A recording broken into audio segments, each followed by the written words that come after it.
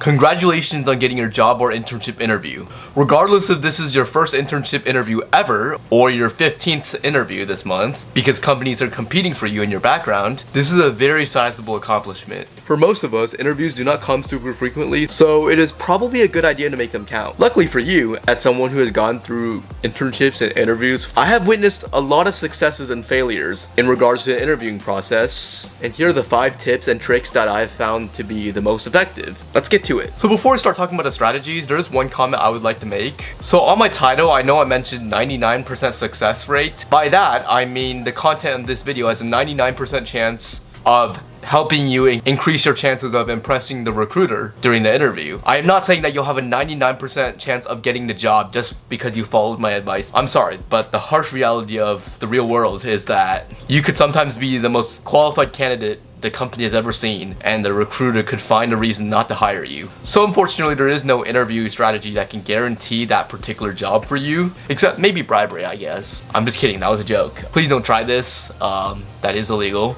So with that common sense out of the way, let's get started. Tip number 1, compliment your recruiter the second you meet them. If this is an in-person interview, say something nice about your recruiter's outfit. If this is a virtual interview where you cannot see your recruiter's outfit, say something nice about your recruiter's hair, or say something nice about your recruiter's office or background. Just say something kind, even if you don't really mean it. This not only shows your recruiter that you're both calm and open, but it also shows your recruiter that you're very respectful and likable as well. Tip number 2, avoid filler words like like, or you know, just try to avoid them. We typically use these filler words to buy ourselves more time to gather our thoughts together, and I know it can be pretty challenging sometimes because we are human and sometimes coming up with impromptu responses can be challenging. Now, if you do use a filler word here and there, it's probably not a big deal. In fact, I'm sure your recruiter will also be using filler words every once in a while. However, if you're using a filler word in every one of your sentences, your recruiter may start to have the impression that you're feeling uncomfortable and a little bit nervous. So if you do need some time to think about a good response to a question your recruiter asks, you can always start by saying, "That is a great question. That will buy you about a second of additional time to think."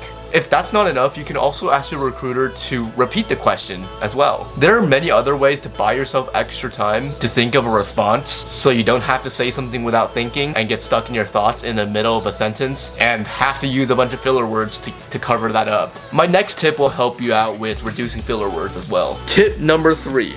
Have a list of common interview questions or questions that you think your recruiter might ask. I'll definitely make a video in the future where I talk about the 10 most common interview questions and how to answer them. If by the time you're watching this video, that video is already out, I'll definitely include that in the link in the description, so definitely feel free to check that out. But here are the questions I recommend having the answers to in a document that you can use for virtual interviews, so you'll know exactly what to say when a recruiter asks you that question. Another thing I'd like to recommend is to just do your research on the company. I mean, at least be aware of the company's responsibilities and what the company you're interviewing for is known for. Otherwise, how would you even know this role is for you? If you're interviewing just for a paycheck or something to write on your resume and nothing else, there is a very good chance just from talking to you that your recruiter will notice and you just wasted yours and your recruiter's time. So please don't do that. I also recommend taking notes on your research. That way you'll have more to talk about during the interview. And trust me, the more you know about the company, the more you have to talk about, the better off you are. And I'm telling you right now, the recruiter will definitely take note on this because it tells the recruiter that you're both passionate and dedicated to the company.